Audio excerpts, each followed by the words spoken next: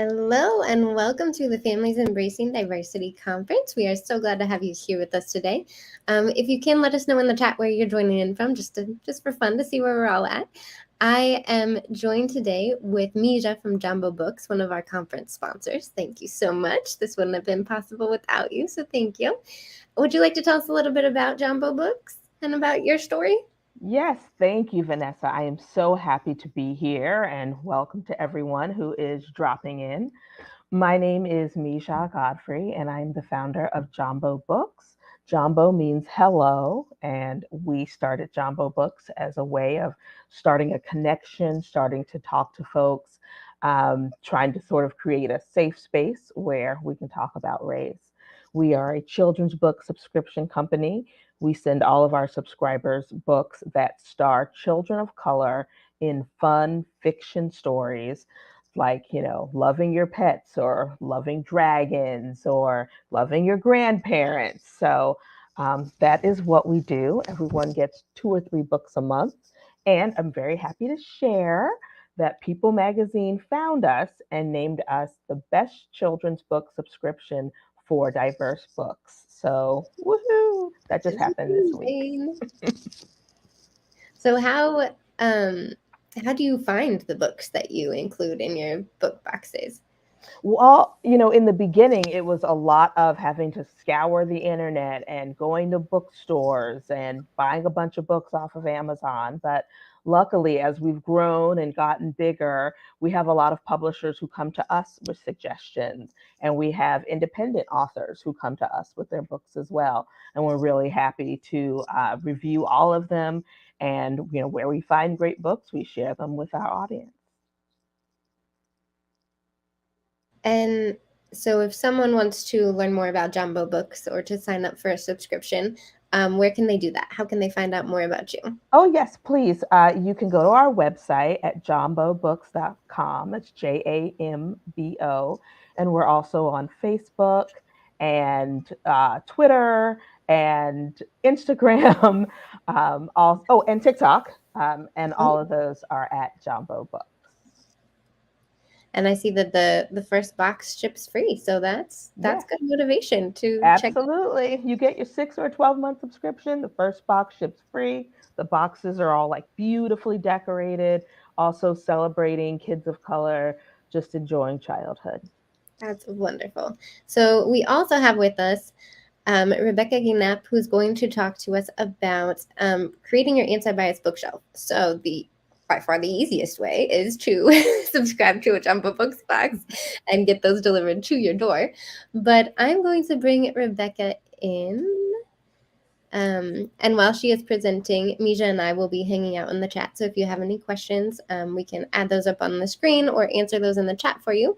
But Rebekah is an author, speaker, and coach for parents and educators who focuses on nurturing a commitment to social justice and anti-racism in children, especially in those families who hold privilege. She's the author of a book, Raising Antiracist Kids, an age-by-age guide for parents of white children. She's also been featured by National Geographic, The Washington Post, Parenting Forward, and Brownicity. And we are very lucky to have her here with us today to give a new presentation about the anti-bias bookshelf. So thank you, Rebekah, for being here, and I will let you take it away. All right. I'm excited to talk with you all about this. So you all are getting a first preview of what's going to be my next book. It's still in the rough draft stage, but I'm ready to talk about the ideas behind it. So this is the first time I am talking about this. So I have always had a passion for diverse children's books. I often tell people I started a collection of these when I thought I was going to be an elementary teacher. So even before I had kids, I had a stack of mostly Black children's books because I live in Memphis, Tennessee, which is a majority Black city, and was anticipating teaching here.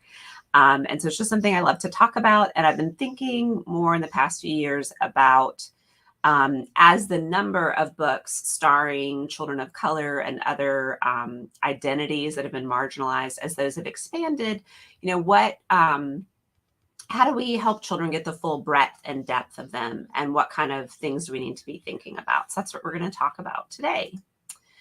So I wanted to ask first, if you want to pop in the chat, when I say the phrase diverse books, so just for now, just diverse books, what kind of things come to mind for you? What words or phrases, or maybe there's even particular books you think of?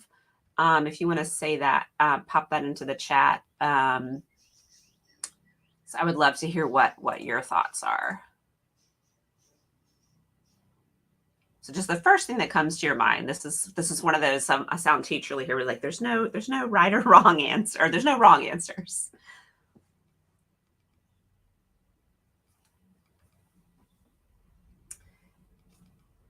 Okay, so Vanessa says non-white.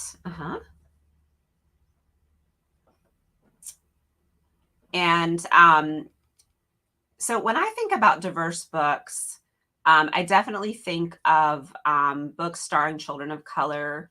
I also think about some things that might not as commonly come to people's minds with diverse books, but other categories of kids who may have been left out of kind of mainstream books, that are kind of the dominant trend with the publishing industry. So maybe they're children with disabilities, or kids from rainbow families, kids with diverse gender identities, those kinds of things. And then I'm wondering, if I say anti-bias books, does that change for you at all what you think about instead of saying diverse books, or does it mean the same thing to you? So if you want to pop that in the chat too, would love to know. All right, so Red Hen the Librarian says books showing lots of kinds of characters. Yeah. And so the reason I ended up choosing anti-bias books for this presentation and for my book that I'm working on, rather than just diverse books, is because there's a couple of reasons. I think sometimes the phrase diverse books ends up actually kind of reinforcing the idea that books about white children, books about non-disabled children, books about nuclear families where there's a mother and a father, it kind of ends up accidentally reinforcing the idea that that's the norm, because we're talking about diverse from what? When really what we want is a multiplicity of books where everyone feels included. The other reason I like anti-bias is because, as you'll see in the presentation, the first step is just to expose children to people who look like them and who are different from them in all varieties of ways. But then we also need to talk specifically about biases and prejudices, and as kids get older, injustice and those kind of things, to help children develop a mindset that not only celebrates people who are different from them, but who stands up for the rights of all people. So that's just why I use the phrase diverse books a lot, but that's kind of why I chose anti-bias books for the book that I'm working on and for this presentation. So when I think about what makes an anti-bias book, a few things that I would say is books that provide mirrors to children whose identities are marginalized by the dominant culture. And people will probably know, but this mirrors and windows phrase is used a lot, and sometimes people forget to credit. It's Dr. Rudine Sims Bishop who came up with this. And I know from the Jumbo Books box that we got that's really what they specialize in, and books that are really fun and what I a lot of times call everyday books that are not necessarily issue books. But we also need anti-bias children's books that actively challenge stereotypes. And so to do that, a lot of times you've got to explicitly talk about things like race, gender, and racism and sexism and assumptions that there are only two genders. You got to talk about ableism, those kinds of things. Ideally, the best anti-bias books are written by authors who share a marginalized identity with their characters. Now, I do, particularly with biographies, a lot of times I find myself recommending books where that's not the case, just because the story of that person has not yet been published. by an author of color doesn't mean that somebody has not written one, but that it hasn't been published. But ideally to be the most authentic and to allow people deserve to be able to tell their own stories, right? They should share those identities. Sometimes you might hear that referred to as own voices books. And then we're also looking for books that help children identify what various forms of injustice are and how they can push back against that. And I think particularly once you have kids that are in the elementary years, it's important to look at history. And so much of what is being challenged so I live in the South. If you live in the South or Midwest, you may be experiencing this like at the state level right now, if you're in the United States, of curriculum being challenged that is simply presenting history in an accurate way because it doesn't ignore the perspectives of people that have experienced oppression. So that's not to say that an anti-bias book doesn't need to meet all of these things, because we have different kinds of books. But if we're thinking about the range that we want to expose kids to. So I've got 6 different kinds of books that I recommend that parents and educators try to build into their home or classroom libraries or school libraries over time. And I'm kind of presenting them in order. So this first kind of books are the ones I recommend that you start with. And that's books that encourage children to develop knowledge, love, pride in themselves, their families, and all their different social identities. So these are the books we think about as ones that children will see as mirrors. So some of these identities are probably going to come to your mind right away. For most people, race comes to mind right away. Since my family is white, when I thought about mirror books, that we don't really have to seek those out. They're everywhere. And so I've been thinking more lately, especially about neurodivergence and some other categories that fit with my particular kids. But so culture, language, religion, social class, gender identity, family structure, disability, all those kinds of things. So let me show you a few books that I love that fit with this category. So for picture books, this first one, Mama and Mommy and Me in the Middle. What I love about this story is this little girl has 2 mama/mommies, and that is not the topic of the book. So many LGBTQ books, especially when these were first coming out, sort of focused on explaining what that meant, or kids experiencing judgment because of that. But this is just a book about, it's been long enough that I can't remember which one, if it's Mama or I think it's Mommy, goes on a work trip and she's away for a few days, and Mama and the little girl really miss Mommy while she's gone. And so it's more about, the book's really just about kind of remembering her and thinking about her and getting through those hard few days until she comes back. The next one, Thukpa for All, is the main character of this book is blind, although it might take you a few pages before you realize it. And it's a little bit like the Stone Soup story. It is a story about making a soup, and the main character is the one who ends up, they have some obstacles, who figures out how to make the soup wonderful. And so it's a great book where a disabled character is the one who's moving the story forward and solves the problem. So for older kids, I mentioned neurodivergence is one of the things I've had my eyes on a lot lately. So Stunt Boy in the Meantime is a great book, but I love everything by Jason Reynolds. But this one, it's sort of a graphic novel and it's sort of a chapter book. It's a mix. And adults will recognize as they're reading the book that the main character is really struggling with anxiety. And his parents are also splitting up. And so he does all this kind of superhero stuff to deal with his anxiety. And anxiety is a issue that several of us in my family face. And so this is a great mirror book for us. And then the other one is The Serpent's Secret, which is an adventure series.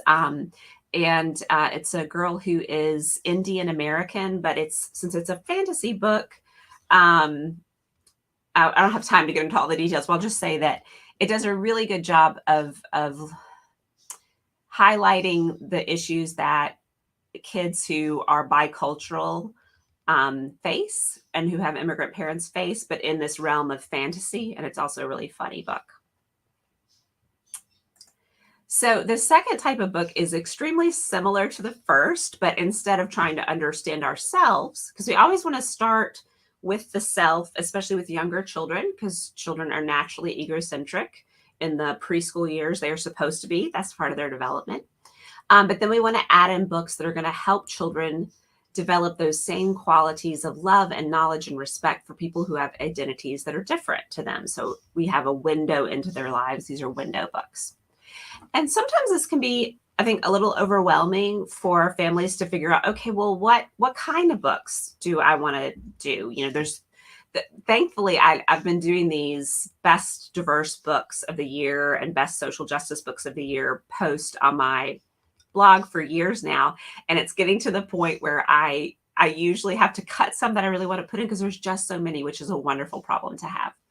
So I encourage you to think about your particular neighborhood, community, school, other places that your child spends time. What are some identities that your child is likely to encounter that you want them to be able to be empathetic and respectful and celebratory of the people in your community? And I would start with books about those identities.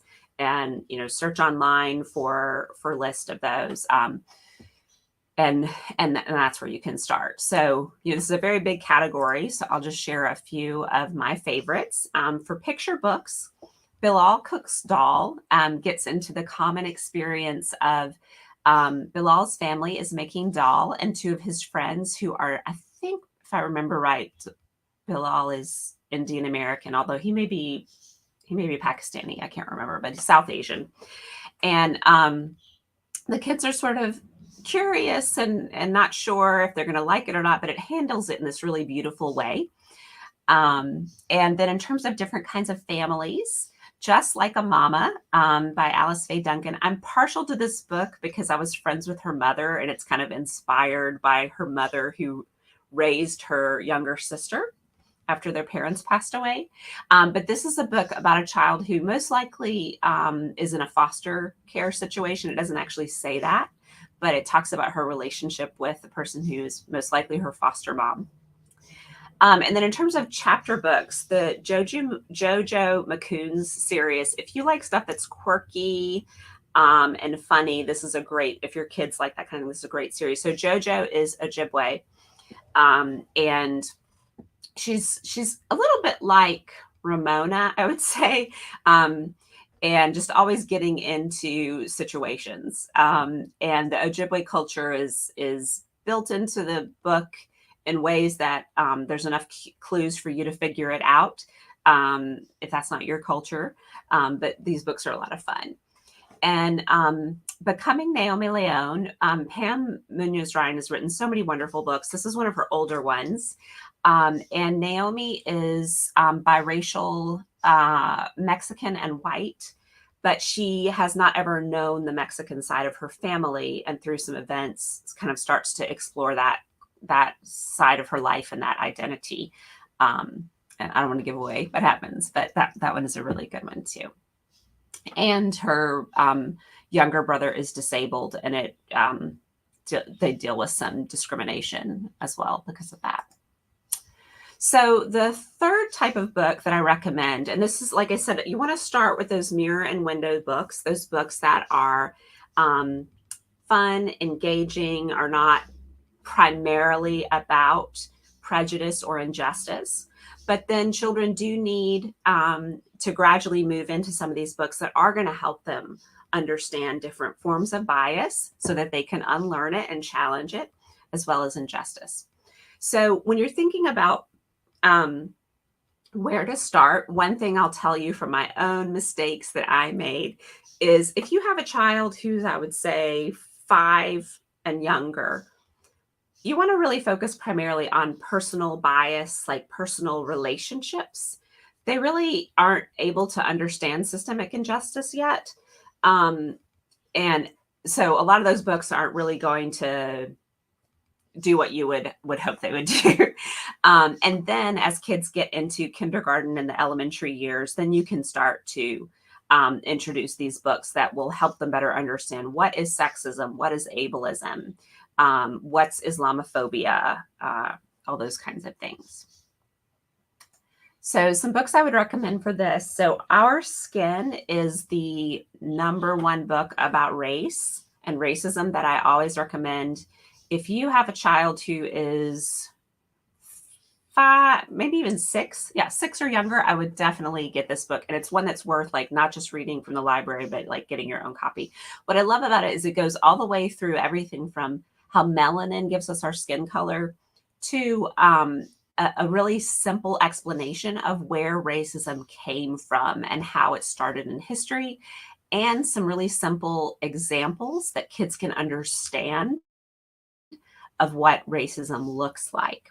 So, and they have these authors have done a whole series of books on other identity topics and prejudice topics as well. I haven't read all of them, but all the ones I have read have been excellent. So I highly recommend those. If you have a family, especially, although this is good for anybody, Real Sisters Pretend, but if adoption is part of your family story, this is a wonderful book. So the author wrote it kind of based on her family. The 2 sisters in this book are different races. And one of them, they're playing pretend. And one of them says something about, we can pretend that we're real sisters. And the older sister emphasizes that they are already real sisters and talks about that.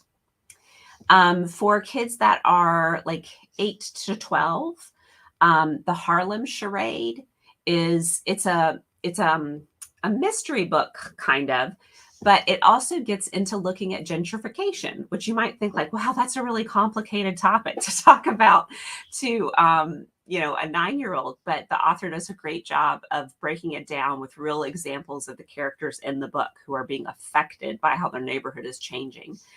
And then a book that I recently read and I would say just deeply affected me, even as an adult, is Starfish. This is a novel in verse and will really give kids an insight into what anti-fat bias looks like and how harmful it is. And instead, to embrace accepting bodies of all sizes.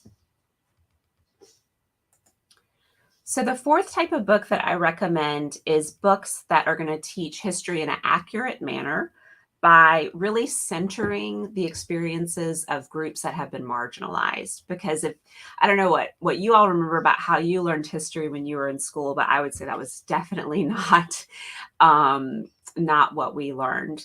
It was definitely history from the perspective of people who were the most powerful. So to keep this interesting, because so I love history. This is like my passion, and I homeschool our 11-year-old, and I can really go overboard with it because I would say history is not yet his passion. I don't know if it ever will be. So it's good to provide a mix. So having some nonfiction, but also having a lot of biographies, which can be a little bit more interesting. And I love historical fiction as long as it's well done. And then also keep in mind that if you have a younger child, the history stuff, you can dabble in it, but I would say maybe stick to biographies, because children at this age have a lot of trouble distinguishing from the past and the present. And especially if you're talking about a social problem from history, kids might get confused about whether this is something that could still be happening today. So let's say you're reading a book about enslavement with a 5-year-old. They might get the misconception that if they are Black or a friend of theirs is Black, that they could still become enslaved today. So you want to hold off for the most part on those kind of books until kids are around 6 or so and are showing you that they have a good understanding between what was long ago and what was yesterday and what's now. Because if you've talked with a preschooler, I'm sure we could all share stories about times where they were had all kinds of ideas about the sequencing of things and how things happen. So here are some accurate history books, honest history books that I love. The first one, Run Little Chasqui, is about the ancient Inca Empire. So I think this was like the 1300s is when the story is set. But the Chasqui is a messenger for the king. And so it gets some great cultural stuff in there, but you also learn some things about how messages and writing and counting worked. And there's some fun end notes that explain more about that. It's got really beautiful illustrations. And sometimes when we teach about history, we forget that kids need lots of, and it's important for adults too, to learn about people whose contributions to their fields haven't been as celebrated as they should be because they had a marginalized identity. So Buzzing with Questions is about a scientist. The print is so small. I can't remember if it's Henry Neal Turner or Henry McNeil. I think it's, anyway, he's a scientist, an entomologist, and discovered all kinds of things about insects that at his time people did not know. And so especially if you have a child who is interested in nature or is kind of a budding scientist, that's a great book to read.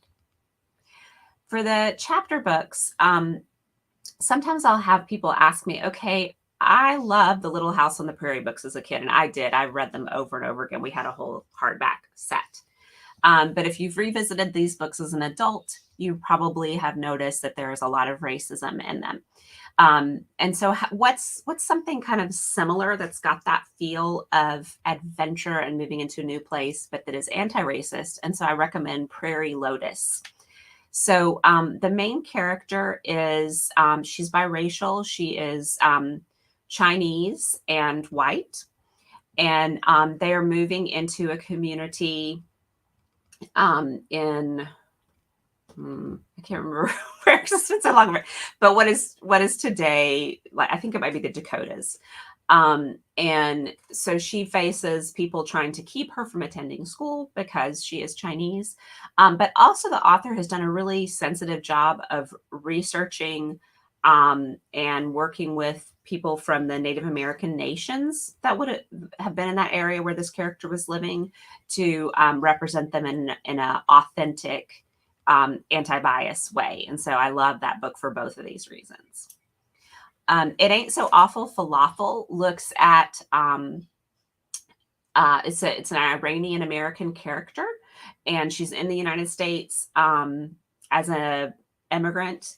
And this is when the Shah is overthrown, and she's suddenly facing uncertainty about whether her family will be able to stay in the United States. And so this is some great recent-ish history, since this is in the 1970s. So then the next to last, the fifth type that I recommend is books that are going to help children learn about social movements that have acted to challenge injustice. So it's kind of a more specific type of history, but we also want to bring in present day social movements and their leaders. So having a mix of present and past and helping children connect those things. So you might, read a book about the civil rights movement and also read a book about Black Lives Matter and help them see what those two movements have in common, how one has built on the other, how they may be a little different too. One of the challenges with these kind of books is it's much easier to find books about the famous leaders of these social movements. And sometimes the books don't do a great job of showing the movements that were behind these leaders, okay? And so it can give children this idea that to be someone who helps social change happen, you have to be the kind of frontline person who goes to jail or leads marches, who makes memorable speeches, when in fact we need people from all types of skill sets and personalities to make these movements happen. And they wouldn't be possible without the thousands of ordinary folks who do less dramatic things. So if the book's not got that, tease some of that out with your child. So a few that I recommend, and these are past and present. So for younger children, Brave Girl is about the labor movement in the early 1900s, and an immigrant girl who is a textile worker and helps lead a strike. I Am Farmer is a more contemporary book about environmental protection in Cameroon, and particularly about water, clean water. And so that's a good way to show how I like that book too, because it's oftentimes hard to find books about social change leaders from outside the United States, especially who are in Africa or Asia or Latin America. So that's a great book for that. For older children, Voices of Justice is a collection of biographical poems, and some of the justice leaders are from long ago. Some are doing work right now. You might be able to see from that picture that Greta Thunberg is one of the people that's pictured there. And I like the poems too, because they're all different kinds of poetry. So if anybody out there is a teacher or a librarian, this is also a good book for teaching poetry. And then the last one, Finish the Fight, is a book about the women's suffrage movement, but it's all the women you may not have heard about, because it's the women of color of various identities who were left out, or in some cases pushed out of the women's suffrage movement. So it kind of counters the typical narrative about the women's suffrage movement in the United States. Okay, and then the last category is kind of similar, but we're looking particularly at books that encourage children to think about what they can do and give them examples of other children who have challenged bias, prejudice, and injustice. So one of the things has irritated me for many years. I used to be a community organizer before I got into my current work of doing social justice parenting coaching. And I really hated it and still do, when people will talk about children are the future and they're going to make change. And so that's why we should treat children well now, because they're the future. Well, children are also the right now. And children are capable of participating in change and inspiring change. I know my kids have helped me shift in many ways my thinking and my actions. So this isn't just about preparing children to be adults and then making change. So a few books that I recommend for this. So some of these are stories, and some are more like guidance on different ways to make social change. So the picture books, Lubaya's Quiet Roar is about a little girl who is very quiet, but loves to make art, and the impact that her art ends up having at a protest. And the next one, Alejandria Fights Back, is another book about gentrification, which is a really important issue for kids to understand in the United States right now, because it's becoming a bigger and bigger problem. And so this is an account of how Alejandria and her family are facing eviction, and what they do about that, and what her community does about it. In terms of chapter books, The Antiracist Kid by Tiffany Jewell is a really comprehensive guide to anti-racism. If you've ever wondered how to talk about different grown-up terms in ways that kids can understand, she does a beautiful job of that, and also helping kids understand all the different things that make up their identities.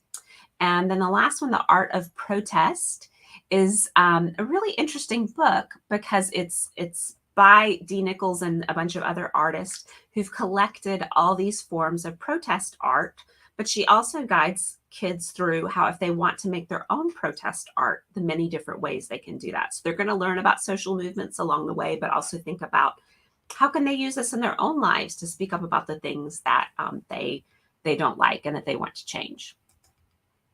So I'll just mention real quick a couple of other resources. that I have on my website. So this first one is a guide to my favorite diverse books, my 5 favorites plus a few honorable mentions for each age from ages 2 to 12. And that's free. I also have an anti-bias children's book calendar available. That's a paid product, but I would say if you have any interest in that, go get the free guide first, because you will get a temporary discount code you can use on the calendar if you're interested in that. So, and I will see. Yeah, I will also type that first one into the chat because my name is not easy to spell. But I'll go ahead and stop for questions or added discussion.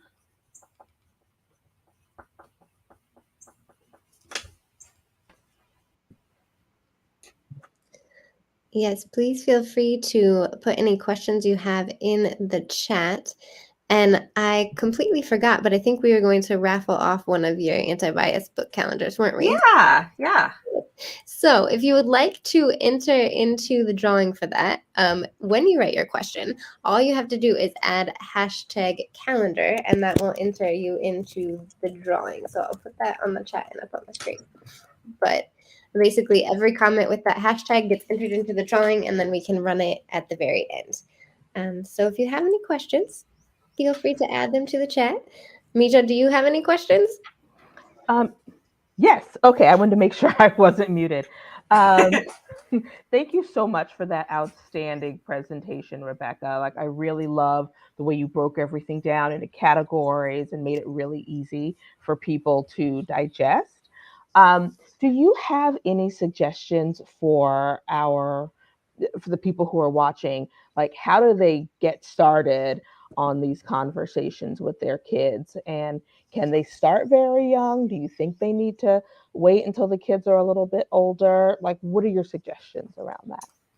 Yeah, I think it's never too early to start the conversations. You just have to do them in a different way the younger the child is. So, like, for example, because of my work, I've probably spent the most time thinking about how do we talk to kids about race and racism.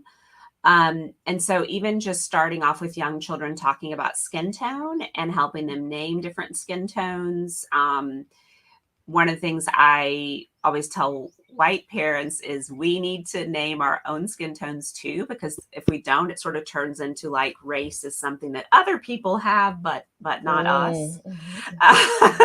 But so helping kids come up with like naming different shades, and then you can say something like, like I would say with my white child, I have peachy skin, you have tan skin, and we both have skin we call white, to help them sort of, because it's really confusing because those racial labels don't make any sense. You're right. So saying like, you can say like, and that's really confusing, but that's skin we call black or skin we call white. And then gradually, so I would say like starting with acknowledging those physical differences that children are likely to be curious about, and then maybe moving into talking a little bit about personal prejudices, like assumptions we might be making about people that aren't true, and then gradually moving into more of that, the wider patterns of racism or injustice. So I think that, like, thinking about it like ripples, like when you put a stone into a pond. So you don't want to jump to that outer ripple with like a 4-year-old, right? Right. Right. And I think the other thing that, I know I've heard you talk about this with your work, is we really want children to have strong positive identities before we bring in some of this more upsetting stuff. Yeah. And I think for children who don't have a marginalized identity and are learning about someone who does, we don't want to give them the idea that being Latino or being disabled is primarily about experiencing oppression and trauma, right? So that's why you really want to lay that positive foundation first, so that you're not setting kids up to either feel bad about themselves or to pity other people, would be how I would describe that. I don't know what you would add, from your experience. No, I think that's absolutely right. I always say, being a person of color does not just resonate in trauma. Like there's a lot of joy, and, we have to talk about that joy too. So, yeah. And I think there's, so my son is 11 now, and the books he's really hooked on right now are Tristan Strong. People have heard that series. And I love it because Tristan and his family are like very secure in who they are. And he's gone on this fantastic adventure. But there's all this history stuff related to enslavement that you can talk about if you want to. And so especially we live in Memphis, right on the Mississippi River. We're on the last book, and Tristan is learning all about cotton and the trauma that cotton has brought. So we're having the adventure story, but we're also having all these historical conversations. So I think, there are books that can help you do both of those things at the same time. Most books are going to kind of lean more in one direction or the other, but there are those really wonderful ones that have all these layers, and you and your child can decide which layers to engage with. Yep, that's so true. And what are you talking to your kids about sort of what's been going on in the Tennessee house, or? Yeah, I mean, because it's sort of. Yeah. Yeah. And we definitely did. Right.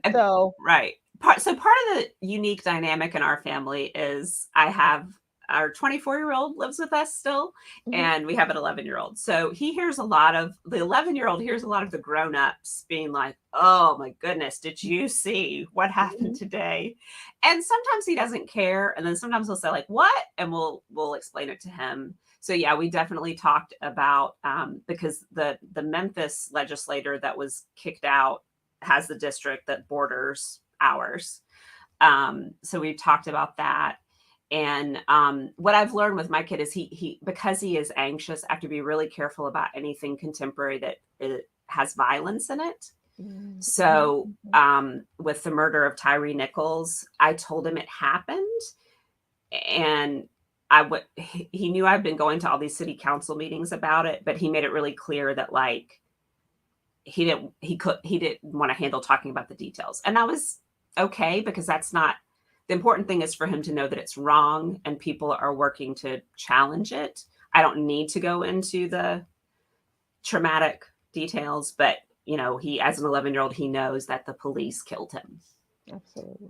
But yeah, so I think, and every child is different. And even in among your own children, I'm sure like everybody can talk about like one child really, this appeals to them, and the other child is like, no, thank you. Absolutely. Yes. Yes. Yeah. I hate that we're almost to the end. There's so much great information here. I have like 2 pages of book recommendations. I don't know how my son's going to feel about it, but I'm excited. Oh, and that would be one other tip I have, is that early on when Daniel didn't like a book, but I did, I would just try to keep going. And now I've learned, don't do it, because sometimes it's because he's just not ready for it. And so I've learned, if we read a couple chapters, he's like, no, thank you. And I put it away. Sometimes I brought that book back 2 years later. And because he doesn't remember, like I didn't force it. And then we have a great experience with the book. Whereas I ruined a couple of books that I think if I just stopped and said, okay, you're telling me that this book is not for you right now, we could have enjoyed it. So yeah, let them, we're offering, and sometimes they'll say, yes, please. And sometimes they'll say, no, that's not for me. And can parents contact you directly if they want more help and more guidance? And I have tons of book lists on my blog. So sometimes people will, blogs can be hard to navigate. And so sometimes I have a list already for exactly what you're looking for. So I'll put my email in the chat. Is that going to everyone, Vanessa, or just you? It's just going to me, but I will put it in the main chat. I didn't know if you had access to the main chat or not. I'm not logged in. Maybe that's what the problem is. I will put it on the main chat. But yeah, people can definitely email me. And yeah, and sometimes I have to say, I'm sorry, I don't know a book about, XYZ, but usually I can give you a few suggestions. Awesome. And the calendar, if I looked at it right, has a suggestion for every single day. So Yes. So it's an amazing resource. yeah. And the calendar, so it's ages 3 to 12. So there might not be a book every single day that's going to fit with your kids' ages. But the other thing I've done is for different holidays and important events in social justice history, I've noted those and then said, okay, so it's Juneteenth. Here's a Juneteenth book that you can read. So, yeah. And speaking of the calendar, I'm about to run the giveaway. So if you want to be entered, make sure you put the hashtag calendar in the chat. I'm going to switch over to the screen so you can watch the giveaway tool.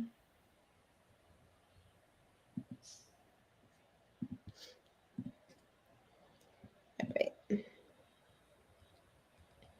Oh, this is so that's cool. Oh, I hope technology. I accidentally commented in it. It better not. Oh, Dana, congratulations, Dana. Dana. So then, Dana, you can respond to one of the many emails that you have in your inbox, and I will connect you with Rebekah so that we can get that to you. But congratulations, Dana. Yeah. And thank you both so very much for being here and for this wonderful conversation. And thank you for everyone who's joining us live. And I will make sure all of the links that Rebekah mentioned are in the description if they're not there already, so you can easily find her to contact her. Thank you very much. Enjoy the rest of your day. All right. Thank you for having us, and thank you all for the work that you do.